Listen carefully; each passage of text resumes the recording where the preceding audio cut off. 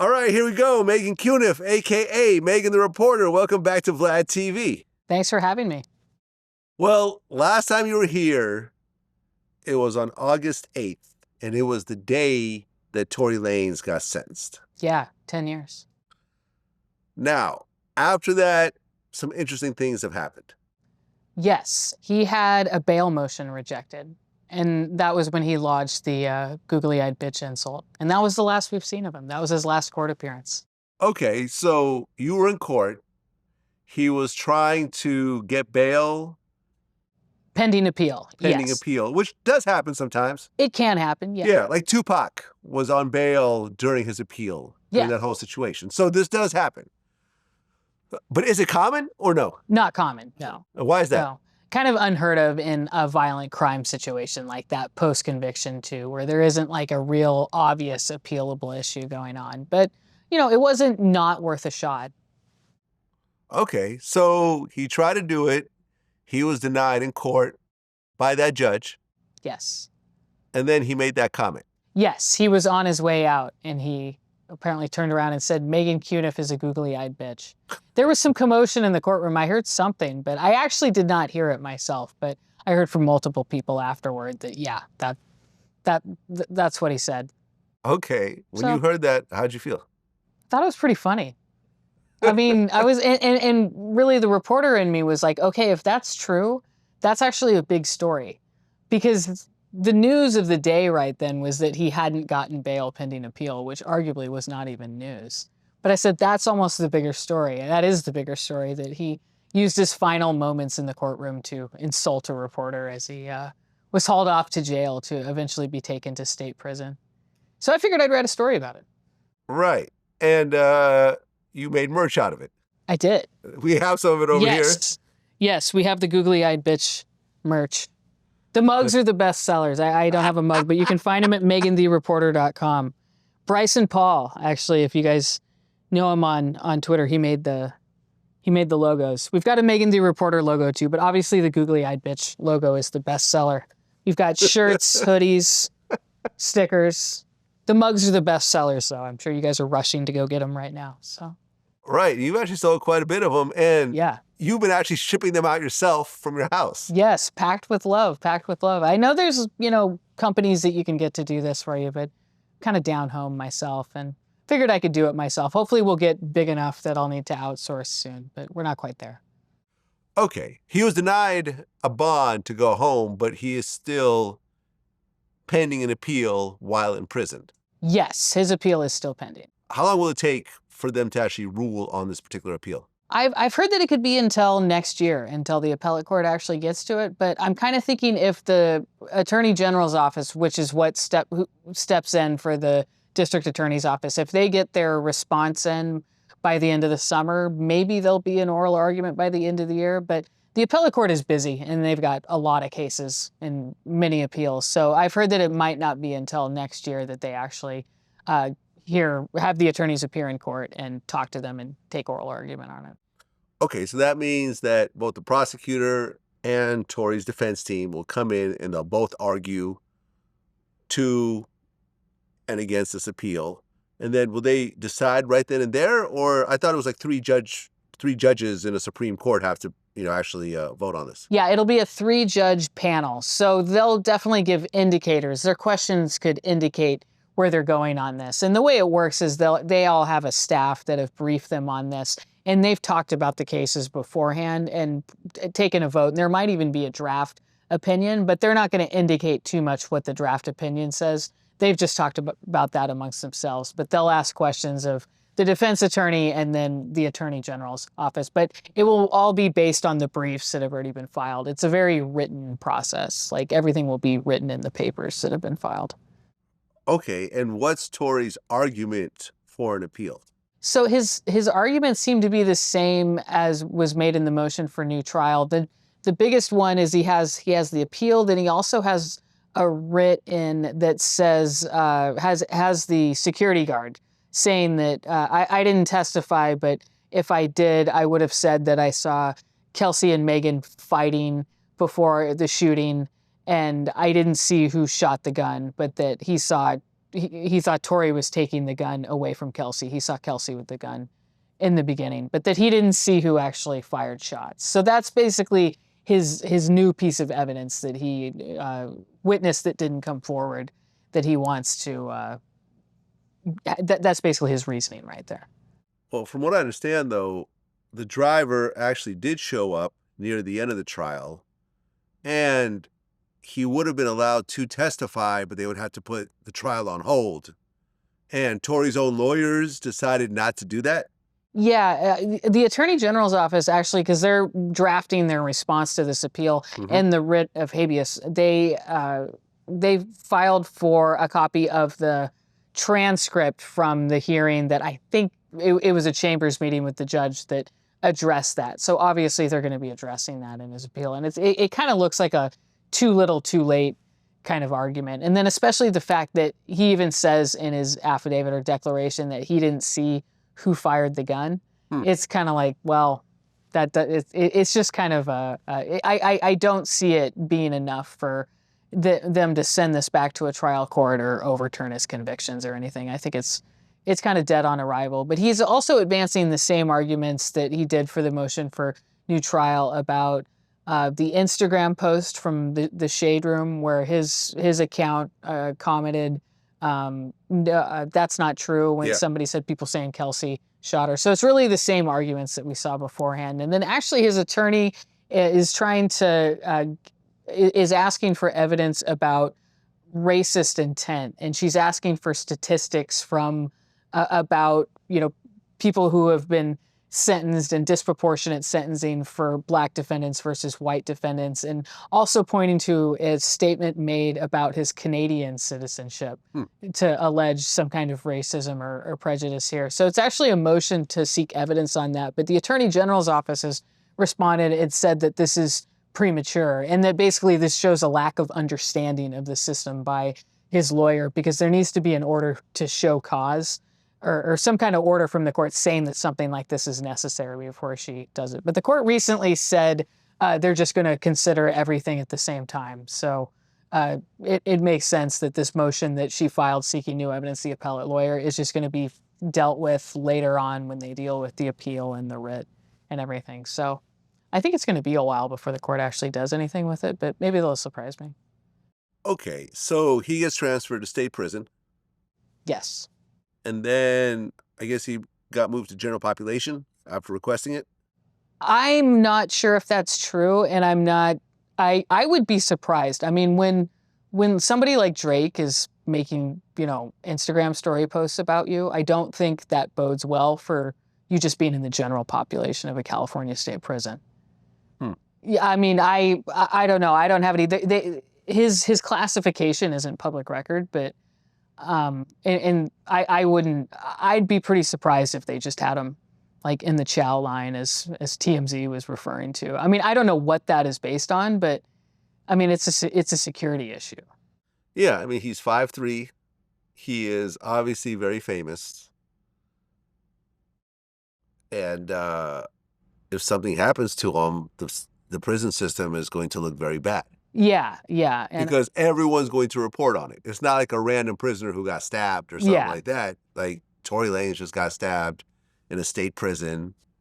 The warden's going to have to get a phone call that day from someone higher up, maybe even the governor. Yeah, no, it would be it's just seems improbable that they would have him in just a wide general population like that. I think the prison he's at now, of course, has different levels of incarceration, but it is a supermax prison. So, I mean, just given the tone of when there are shirts around the country, that you're selling that say "Free Tory," it just doesn't bode well for, getting a lot of privileges and freedom inside the prison system. But well, I had Whack 100 on my show recently, and he said he didn't see it himself, but he knows someone who saw a video that I guess Tory's lawyers have a copy of, and it's essentially, they're claiming, Whack is claiming it's a video that if it ever came out would free Tory and it would show that he wasn't the shooter,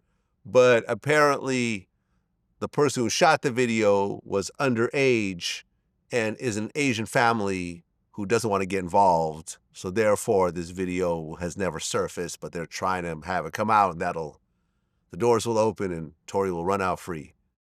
Well, I haven't seen it. Legal has seen it. You haven't seen it? No. Legal have seen it. Legal is who?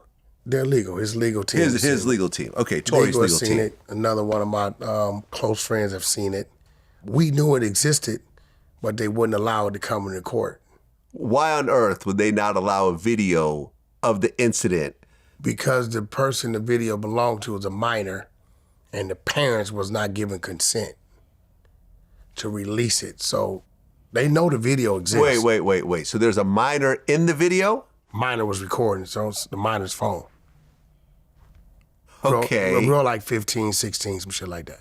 And she recorded the actual shooting incident? She recorded it from, I guess she saw Tory from the light, right? So she was recording the car. None of it, she got it from them on the first stop, on up to whatever happened in the car, to the SUV stopping, to this person getting out, to this person getting out, to the other person getting out, to the shooting happening, shows everything. So if it doesn't, the only reason why it hasn't come out like that, because if it comes out like that, it won't be admissible in court. So they're working with their parents, they're Asian people. They don't want no parts of this. They think the daughter's gonna be exploited, exposed, and all this type of shit going on. Do you know about this at all? Sounds made up. I mean, it seems like at this point, I mean, he was convicted 18 months ago or so? He's been in custody 18 months. And his appeal is totally brief. They're trying to get some kind of information on, discrimination or something to add to it, but it's completely briefed. So if there was actually a video that completely cleared him, I think they would maybe mention that in the papers. Okay, his lawyers, there's no mention of this in the paperwork whatsoever. No, I think people are just kind of making things up for Well, I mean, he did say he's never actually seen it himself. So yeah, so he did hear about it, but okay, somebody made it up to him. Possibly, right. Yeah, you're right, because it would be mentioned in the paperwork.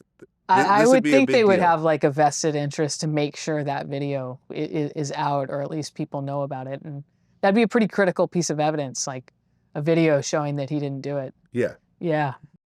Well, just recently, Tory Lanez's wife filed for divorce after being married less than a year. I saw that. Now, she was there during the sentencing, right? She was, yeah. And she spoke? She did. She really went to bat for him, too. She spoke pretty extensively about it. What'd she say? Yeah. Talking about his childhood and how she knew him. And because the argument at the time was that he was an alcoholic such that it was a mental disorder and justified a lesser sentence, and that he should get probation because of this, because he just needed treatment for his alcoholism. So she was talking about, and then also PTSD from his mom dying. So she's known him since 6th grade. So she talked about his childhood and teenhood and how they kind of grew up together. And she talked about, alcohol in his life, or when he got older, how he was using that or something. But I could just tell that she'd spent a lot of time with the counselor that the Tory's defense team had hired, because there was a counselor actually at his sentencing that said that she was willing to drive to go to the jail and pick him up herself and drive him to the rehab that she owned, and he would just stay at the rehab. And you could tell that she had talked to Tory's girlfriend a lot, extensively, giving her a lot of emotional support. So I could just tell the girlfriend had really invested herself in this. I mean, obviously it's the father of her child, so. Okay. And they got married, I guess, before the sentencing, right? Yeah, I'm not sure. I can't quite remember when it went from fiance to wife in the court filings, but it was within a few filings, all of a sudden he's no longer engaged, he's married. He's now married, and I mean, a lot of times men get married for conjugal visits and the such. Could be, yeah. I mean, is there any advantage of being married outside of that while you're in prison? And my thing is, what do you accomplish by filing for divorce from someone who's already in prison? If you want space, that's already kind of implicit in the situation. Yeah. No, I've been a little disappointed in the reporting on it. I mean, it's not a divorce isn't anything that I'm going to dive into as a reporter. But you'd think this is like prime opportunity for some of these blogs, right? Like, come on, like dig into this, you know? But I haven't really seen any real on the ground gumshoe reporting about the true reasons for this divorce. It's kind of disappointing. Well, there was some information I got from various people, and I was told that early on, Tory was offered a 3 and a 4-year plea deal, but he had turned down those plea deals, which I could ultimately see ended that. up in a 10-year sentence.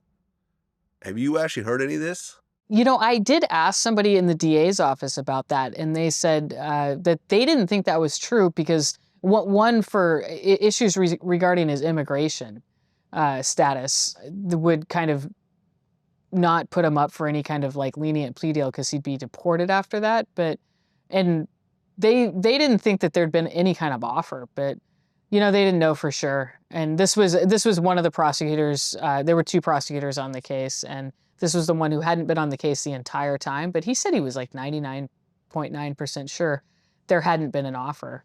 So I mean I don't know. That's the only person that I've actually talked to within who would have like direct knowledge of it, and Yeah. they've said no. So, but it does make sense there would be some kind of offer to him in that, Well, right. 3 to 4 year. I mean, yeah, maybe. Well, because early on, Meghann wasn't cooperating. Yes. And this is what I mean. Yeah. Like very early on, before the whole social media back and forth, and before he got her angry and started doing songs about her, like she was basically, she had lied to the police when they initially got pulled over. Yes. Yeah. That So, was part of there trial. was a moment where Meghann was somewhat on Tory's side to a certain degree. For like the first few days. That's what I'm saying. So at that yeah. point, do 3 years, we're done. But clearly he didn't go for it. Like I said, I heard it from two different people, and both people are connected into the legal system in their own way. I can't say who they are. I'm not sure if like the few days when she was lying is not when there would have been a plea offer because he hadn't even been charged then. So that was, I mean, until she came forward, he wasn't even going to be charged. Right, fair enough. But he could have, the plea deal offer, any plea deal offer would have come later on. But. Fair enough. And once he's done with his time, he will 100% be deported to Canada? That's what everyone's indicated, but I don't have direct knowledge of, his case or what exactly the immigration court would do. But I mean, that was the talk from the prosecutors in court. Okay. Well, we'll see what happens. At the end of the day, he has access to high-end legal assistance, and they're going to do everything possible to try to get him out. I'm not sure. Right now, he's got this Unite the People, which is actually a nonprofit for. What happened to his high-end? Oh, I mean, Jose Baez's name is on the filings, but he's definitely not the one writing the filings. If you read the quality of his appeal, why wouldn't you get the actual high-priced lawyer to do the real work? Well, maybe he's not being paid anymore. I don't know. It's pretty obvious to me that Crystal Morgan is the one doing the filings, and she's with Unite the People, which it's actually a registered 501c3, which helps prisoners and navigate the court system. Yeah, but isn't there an assumption this is for poor prisoners who can't afford actual legal help? Not multi-platinum artists. Really, there's a lot of reporting that can be done on. This is actually kind of interesting. I mean, why is he using a nonprofit? Well, and for them and potentially using the resources of someone who actually can't afford real legal help. Yeah, and Jose Baez is technically co-counsel on it, and how much does he charge for him to be working with a 501c3 like that? It's just, but I mean, they're hooked up with Tory because he was a board member for them, and Caesar McDowell, who's the founder of Unite the People, is a big backer of Tory. So I think Crystal Morgan is, she wants to work for Unite the People as a lawyer, and here's a case she's doing. So okay, yeah, we'll see what happens. Yeah.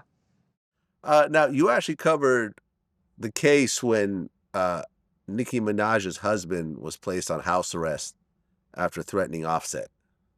Yes, I did see. Yeah, because I had been tracking that case because when he got put on probation for failing to register as a sex offender, that is right there in LA federal court. And just kind of knowing the judges around there, I said, God, this is Judge Fitzgerald's case. So I was keeping an eye on it. And yeah, that filing came through that it said, it referenced with social media postings or something from over the weekend, but just having it in my algorithm over the last few days, I kind of knew exactly what they were talking about. But yeah, that's a high profile case that gets quite a lot of attention anytime I tweet about it. But I mean, yeah, it's actually kind of interesting. I just randomly did a search on sex offenders with his name on it, and it literally came up with where they live because he's a registered, like literally his and Nicki's home came up on the sex offender registry list. Yeah.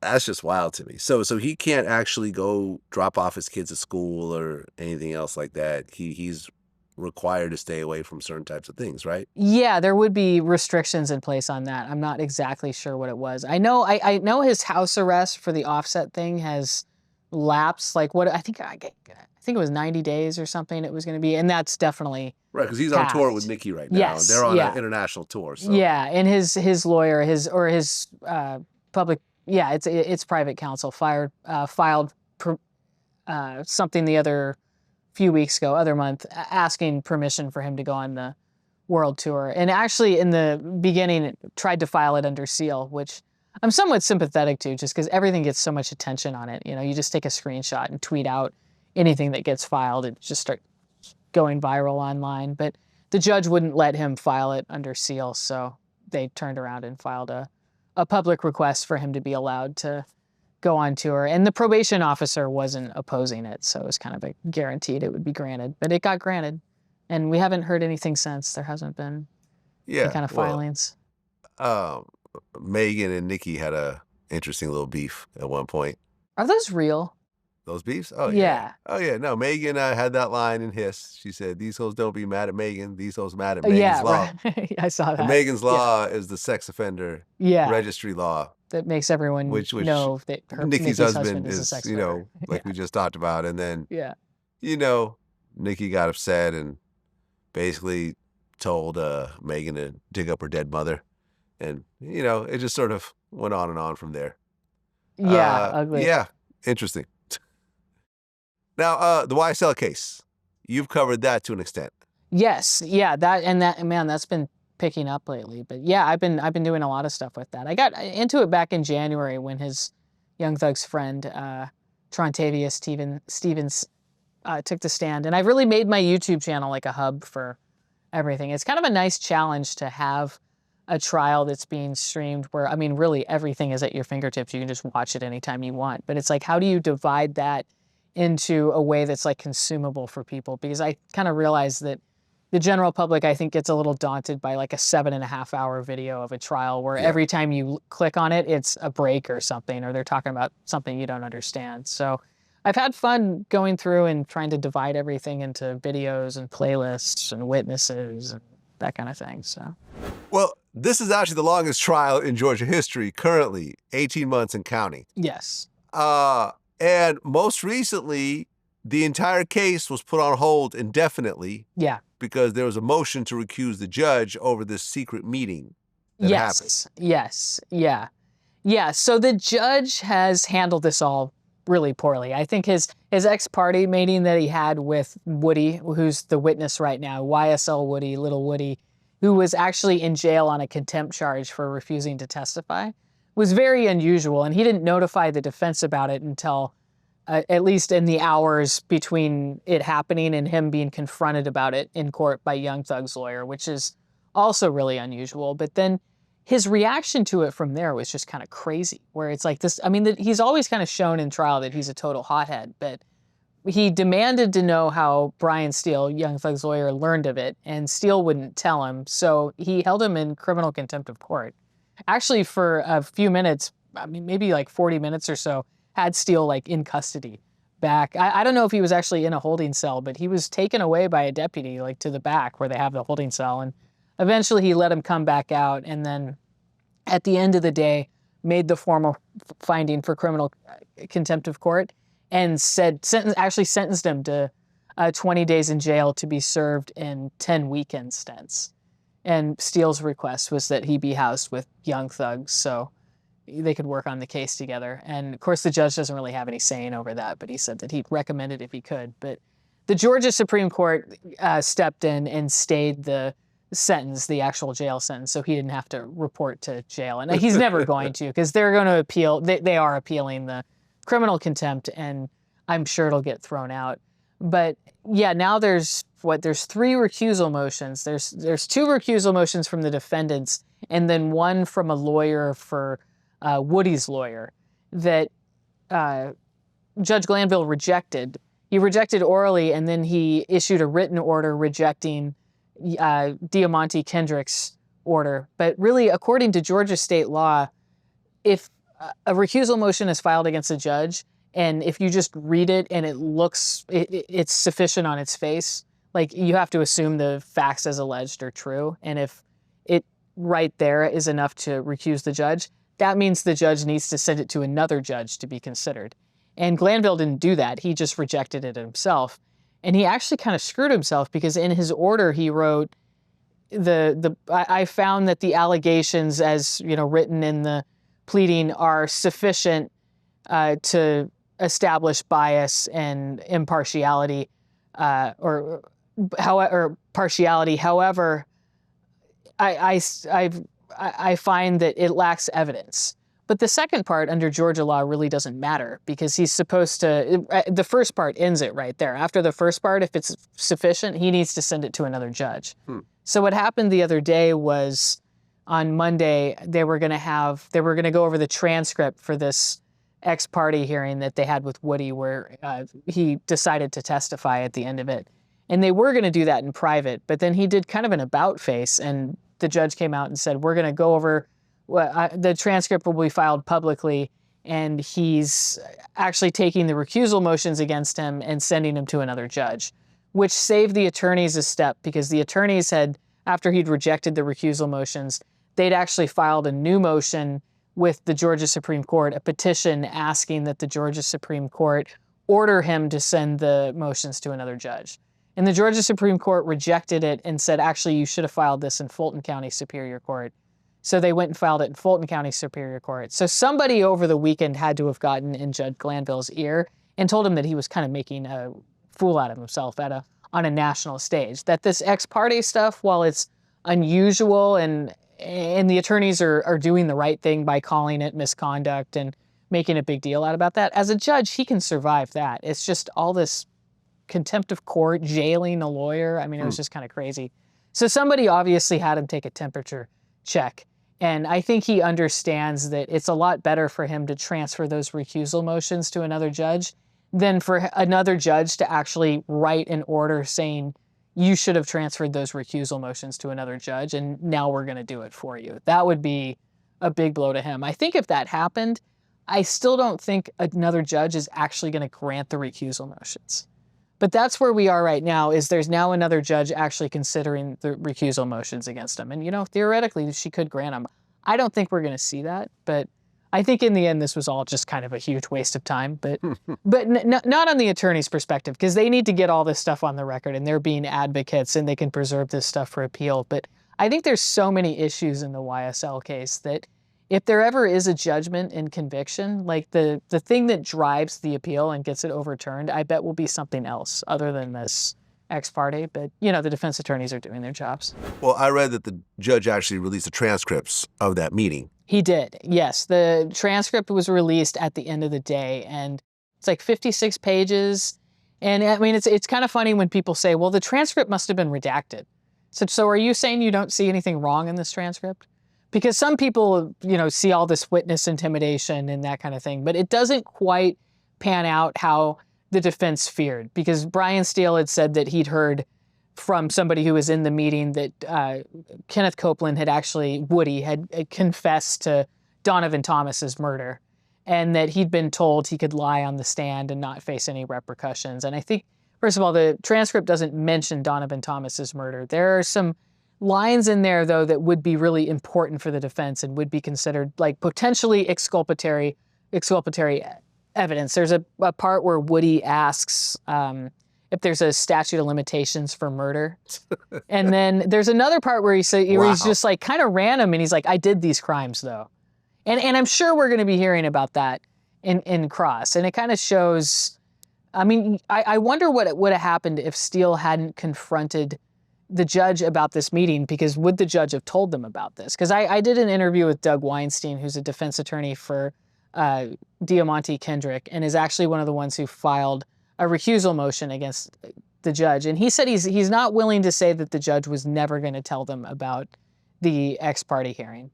So I'm like, I wonder what would have happened if they hadn't found out about it, and would this all have just remained buried, or would we have heard about it? But now that it's all coming out and they have the transcript, it's not a violation of like Brady evidence rules under Brady versus Maryland, where the prosecutors have to disclose anything potentially exculpatory, because it has been disclosed in the trial process. But it definitely got a lot of people's attention, more eyeballs on the trial.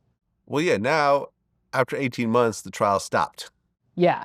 Yeah. And I don't think it's going to take that long, right? No. In fact, the judge assigned to it has already said, she issued something I think yesterday saying prosecutors have until 5 p.m. on Monday to respond to the motions. And she even said that time is of the essence, because a jury trial is stalled. But one issue is the defense attorneys, there's a recusal motion actually against these judges. They think that any recusal motion against Judge Glanville should go to a judge in a neighboring court, and not somebody who sits in the courthouse with them and sees them every day. So it's a question of whether the judge who's currently assigned it is going to recuse herself and send it out to another court, because obviously that'll just prolong the process. But okay, and like you said, you don't think that the judge will actually get recused over this? I don't think so. I think when you read through the transcript, it's unusual, and I can see why the defense attorneys are pissed and why they raised a big issue about this. But Woody's attorneys in the beginning, actually, Kayla Bumpus, who was representing Woody at the time, reads an email from Jonathan Melnick, who represented Woody earlier over the weekend. Melnick said that he might change his mind and decide to testify on Monday. And Woody has plenty of time alone with Kayla Bumpus, where he's obviously getting advice from counsel and talking about that. And when you read through the statements from the prosecutors and the judge, they're not talking to him about the substance of his testimony. They're just trying to explain to him, first of all, why he's in jail, because he asked that a bunch of times. And they're basically just trying to explain that it's contempt of court. And it is to coerce his testimony, because I think a lot of people read through the transcript and they're like, well, they're trying to coerce his testimony. It's like, well, yeah, I mean, of course they are. That's the whole point of holding him in contempt of court and putting him in jail, is to force him to testify.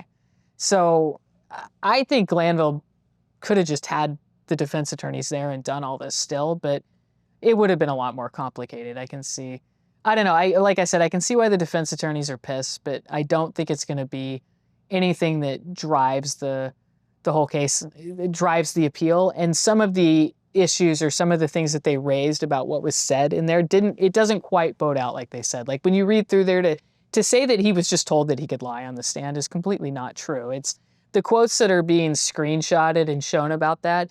It's Simone Hilton, one of the prosecutors, trying to explain the difference between impeachment and prior inconsistent statements and then just straight perjury. And he is told multiple times that he could be prosecuted for perjury, that he can't just get up there and lie, but that if she's impeaching him for inconsistent statements, then it's not going to be the same as perjury. It's just a little bit different. I think in the way Glanville has approached it all, I think in the beginning it was kind of weird that he didn't just tell the defense attorneys about it, but especially the fact that the transcript's been released, they can use it in cross, I mean, all this stuff. I don't see, it's just going to be looked at as a trial decision by a judge and not anything that shows any kind of personal bias against the defendants. Okay, because the way it's been reported was, did YSL Woody admit to killing Donovan Thomas, aka Nut, or not? No, well, no. I mean, I think Brian Steele said that, yeah, he heard that he admitted to killing Donovan Thomas. But if you read through the transcript, they never mentioned Donovan Thomas in this transcript. But there's that line about I did these crimes, and then he asked about the statute of limitations for murder. So you can see things in there that will be helpful for their defense in their argument that he did kill Donovan Thomas. But no, I would say it's a pretty big mischaracterization of what was said in there to say that he just confessed to killing Donovan Thomas. No, he didn't. But also that I think a lot of people like to focus on that I did these crimes. But when you look at everything that happened around that, it was just kind of like, but they'll get a chance to explore that in cross-examination, which should be pretty interesting. Should be. I mean, yeah, they're saying this trial is going into 2025. Yeah, which I just think is crazy. And I've always thought that the jury will drop out. Like, that, how can you have 12 people, or I think they have like 14, 16 now, with some alternates? How can you expect all those people to just, you know, sit and listen to this trial and not have anything come up in their lives that prevents them from doing this? But the way Judge Glanville is, I think if any of those people try to drop out, you know, he's going to like jail them for contempt. So maybe they won't drop out. And right now, I think they still have, is it 14 or more than 14, 15, 16? Gosh, I don't know. I mean, they still have a few extras. So we're not at that point yet. But I get a little frustrated with all the people who say mistrial, mistrial, mistrial, because they're frankly just kind of misusing the word. But the only person right now who can call it mistrial in this is Judge Glanville, and he's not going to unless he absolutely has to, and that the jury drops out. But I think we're just kind of in for it for at least through the end of the year.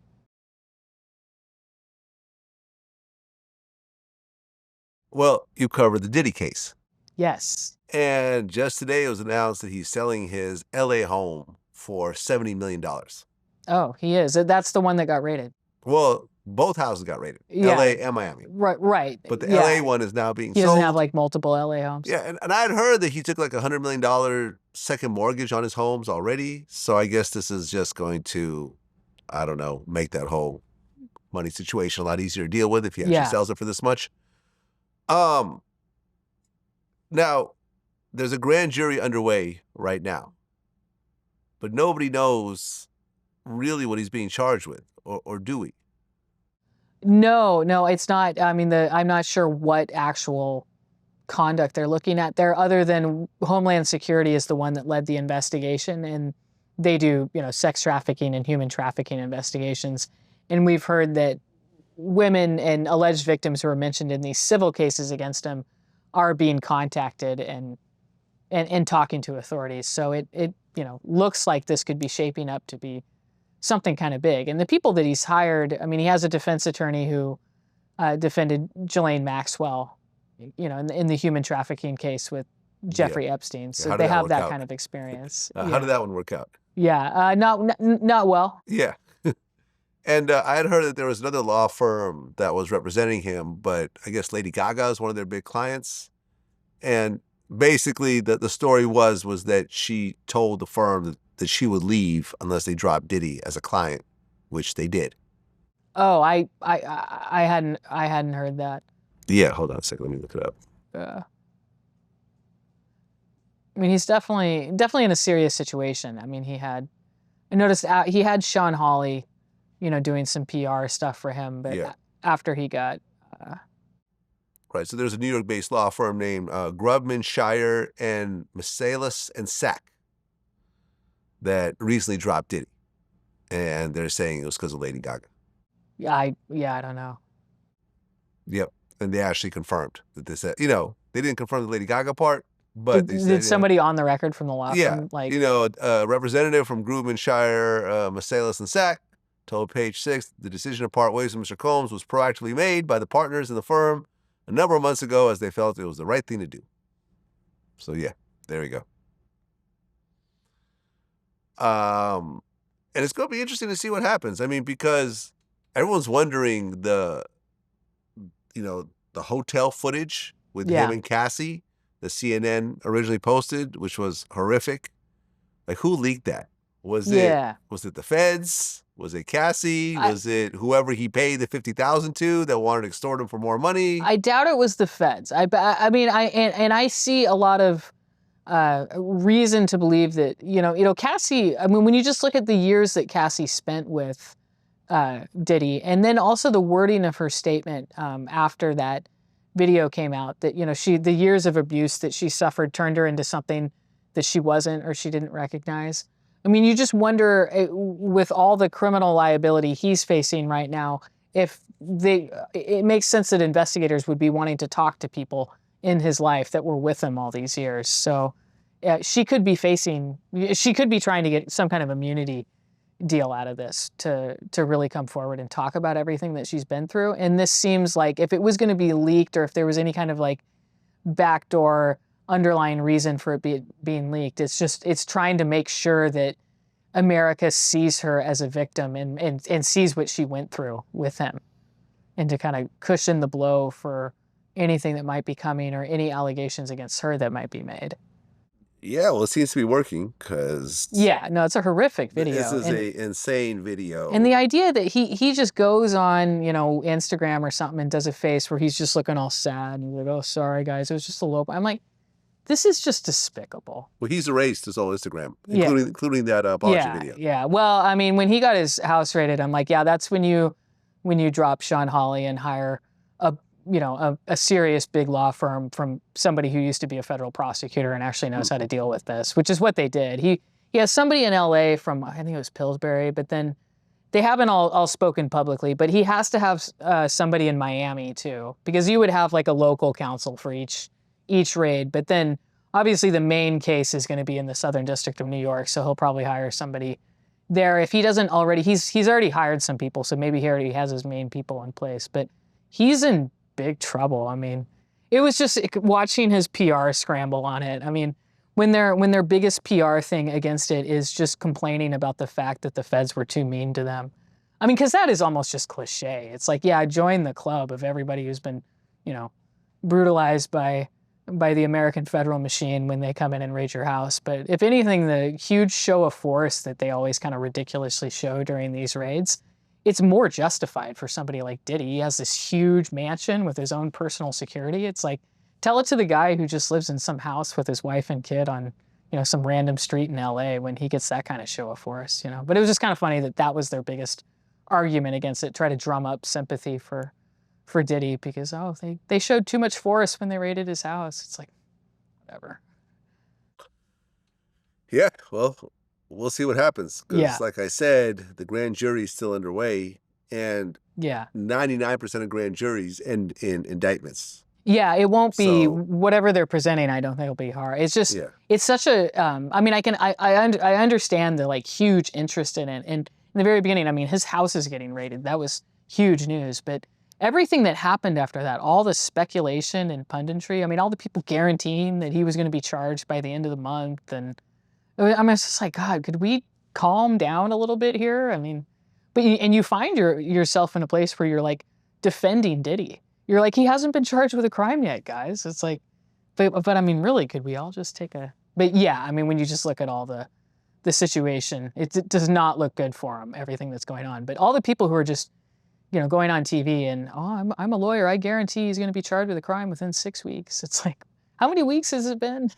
Yeah, it's been a while. If I was Diddy right now, with Diddy's money, I would take all that money, transfer it to Russia. I still got the passport. They haven't taken his passport yet because he hasn't been charged.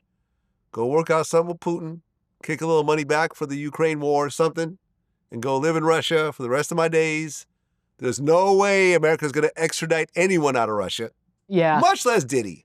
You know what I mean? Like, yes, they killed bin Laden in Pakistan. Yeah. Right? That's a slightly different situation. Bin Laden killed a few thousand people. Biggest attack in U.S. history. They're not going to trigger a war with Russia over Diddy. He'll be safe over there along with Snowden. Would his life be? Could he live a good life over there? Because he could just get a mansion and just Man, you can live a great life anywhere with hundreds of millions of dollars. Yeah. Okay. Yeah. Anywhere on earth with that type of money, you will live it up. And yes, everyone will say that whatever you did it's better than prison time. Yeah. Which seems to be on the horizon. So I'm just saying that's what I would do. But there's always like a timeline of reality sinking in with this. And maybe something must be going on with him in the last, because recently he's deleted his stuff. I mean, it just takes a while for people to realize that, no, issuing a press release complaining about how the feds were too mean during their raid is not going to make this go away. No, the lawyer can only do so much for you. Yes, you probably are going to get charged. I mean, it must be stressful. Well, my friend Boosie just cut off his ankle monitor. I've actually been meaning to look up the video and watch him do that. Yes. Yeah. Now, he had a case in San Diego. It was a gun case. Yes. They were letting him go and giving him probation. And then as he was leaving, the feds took on the case. Yes. So now a whole new problem arose, which is why he had the ankle monitor for a while.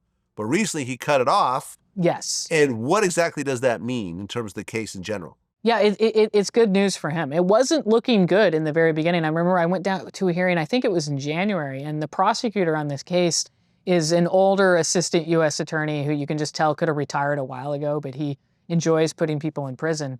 And he had talked to the judge about how there was this bigger investigation and he didn't want Boosie to have any contact with his girlfriend or fiance. He was totally opposed to that. And the judge said, okay, I'll let this happen for 60 days, a no contact order for 60 days, assuming that, in that time, something's going to happen. But 60 days went by and nothing happened. And then all of a sudden, there was a Ninth Circuit ruling that's very much in his favor. And it was a felon in possession of a firearm case in a situation that really mirrors him. And it's a response to a Supreme Court case, actually, regarding the Second Amendment, U.S. Supreme Court in it's Bruen, B-R-U-E-N, was the case. It was loosening restrictions on felon in possession of a firearm, but it hadn't yet been applied in the Ninth Circuit, which is where Boosie's case is charged in.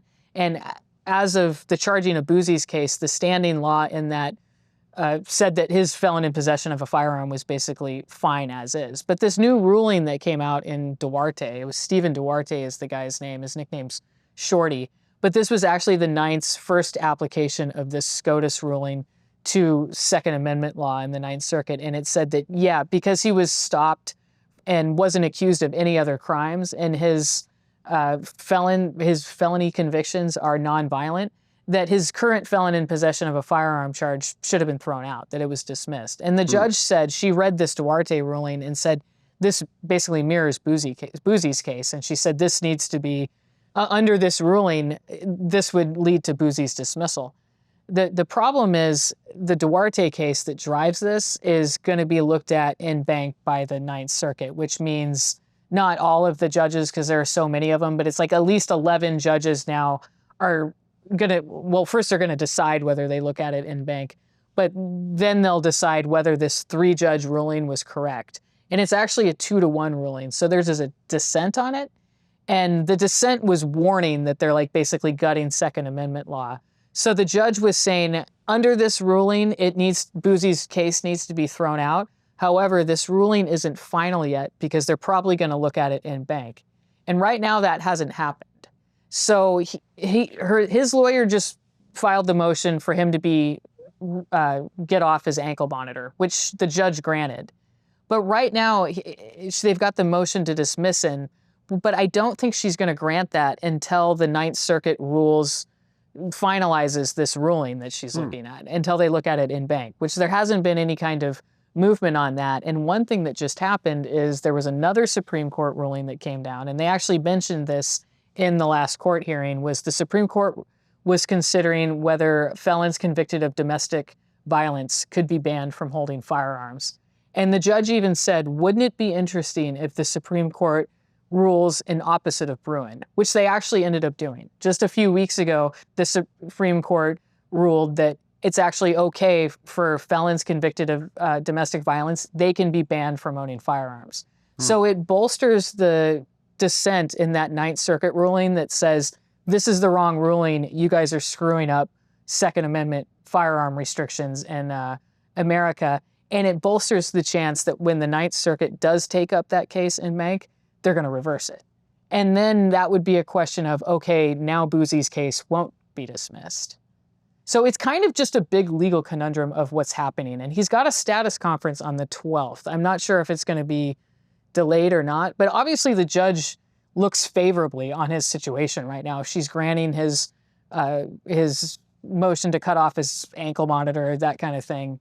But if she was going to dismiss his case as is, she would have just done it already. But she's got to wait for these other rulings to happen. So I don't know if I just explained Ninth Circuit and SCOTUS law. Okay, no. It was getting a little in the weeds. But I want to do some kind of talk on this because I'm like, I think this would be a really good way to get people, first of all, educate them on the Ninth Circuit and how all this stuff works and get them interested and how much it matters who the justices are, because and the judges, because there's been a big change on the Ninth Circuit. So I don't know. We could see some different rulings. Well, you've been covering the ASAP Rocky Yes. case where he allegedly shot ASAP Rocky. Yes. And ASAP Rocky, of course, has 2 kids with Rihanna, Yeah. which has put him in a whole different stratosphere Yeah. of celebrity. Now, is this thing going to trial or? Yeah. Everything October. I think it's October 21st. Huh, But okay. he got a trial date. The last court thing I went to, he got a trial date, and his lawyer Joe Tacopina has been pretty adamant that this is going to trial. I've seen some rumblings that say, "Oh, he's got to take a plea. This will resolve before trial." But actually, the judge asked that of the prosecutor at the last hearing, and he said, "Well, everything I've read in the media is no, there's not going to be a plea deal," and he's referring to Joe Tacopina's statements. So, Joe's pretty confident that he's going to be able to come up with something here, and that Relly has a background or a motive here that's going to be exposed. But I think just based on the preliminary hearing, we saw the videos of this. The evidence is pretty stark here. He might have to really work some magic. Joe might, to get an acquittal. So is there video of Rocky shooting Relly? Allegedly, it is blurry and far enough away that there's going to be some argument about what you're actually seeing. But yeah, you can trace the people in the flash. And then the very beginning, the first footage is problematic for him too, because you can clearly see him come at Relly, and there's something in his hand that pretty clearly looks like a gun. So he's charged with 2 counts of first-degree assault, and 1 is for pointing the gun, which is clearly caught on video. And then the second count is for firing the gun, which is not quite as clearly caught on video, but is still on video in some form. Huh. So how much time is he facing? It could be, it's the same charges as Lanez, except for it's 2 counts instead of 1, but there's no great bodily harm enhancement. So I think it's the max is the same as Lanez was facing, like 20 years or something, 20, 22, but it'll be more, it'll be less than that. He's not going to get nearly as much time as Lanez because they don't have the great bodily harm. In the end, Relly's knuckles were just grazed. And I actually think back to one of the prosecutors in the Tory Lanez case went over like the different levels of first-degree assault, because he has the 2 lowest levels. Lanez had the highest level of first-degree assault with a firearm, great bodily harm enhancement, whereas Relly has, you just pointed a gun at somebody, you can get charged with first-degree assault. And then if you just fire a gun at somebody, you can get charged with first-degree assault.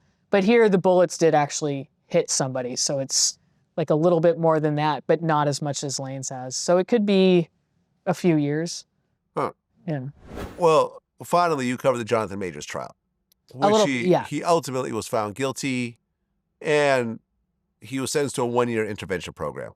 Yes. Yeah. And I remember, because it was a misdemeanor case, so everybody during the trial, people were thinking if he was convicted, the likelihood of jail was pretty slim, but it was more of just a career thing for him. Marvel officially cut ties with him after that, so that seemed to be the bigger punishment than any kind of incarceration. Yeah, and now his ex-girlfriend, Grace Jabari, is actually suing him for assault and defamation. Oh. Yeah. Yeah. He was recently awarded the Perseverance Award at Hollywood Unlocked Impact Awards. My friend Jason Lee, he throws that on. I saw Congrats that. to him. And he got his first film role since he was convicted. I saw that. I just remember there was so much like internet toxicity surrounding that case. I tried to just be a voice of facts, and I remember I had so many questions or so many people asking if I could cover that. And being in California, I wasn't gonna go to Manhattan and actually try to battle for one of the courtroom seats, but I did try to alert people to some of the reporters that I saw covering it. But one way I was able to cover it was to just obtain the evidence that the DA's office had, because the DA's office actually had a lot of that stuff available in electronic format, all the surveillance footage from his apartment, from the outside and everything. So I was able to get that and try to organize it together and present it to people. And I actually had a lot of emails thanking me for that, because I think there was so much coverage of that, but so much of it is punditry or noise. And a lot of people just wanted to know, what is the evidence against him, like in raw format. It was like, well, here it is. You know, you had the car incident, here's what the jury is looking at, kind of thing. Well, Meghann, appreciate you coming back. You know, I love that you cover things, especially in the first person, on the ground, and really kind of cut through a lot of the conspiracy and the silliness that you see on the internet. And you know, wish you all the best of luck. And you have your own YouTube channel now? Yes, I am on YouTube. It's all Young Thug Trial all the time right now, but I am doing some other talks, trying to do some other live talks about other cases, and trying to, you know, think of what I'm going to use it for if the trial ever ends. But yeah, check me out on there, Meghann Cuniff. I'm also almost at 20,000 subscribers. So congrats. That's a big deal. Can get me up. That's a big deal. That'll be great. Till next time. Peace. Yes. Thank you.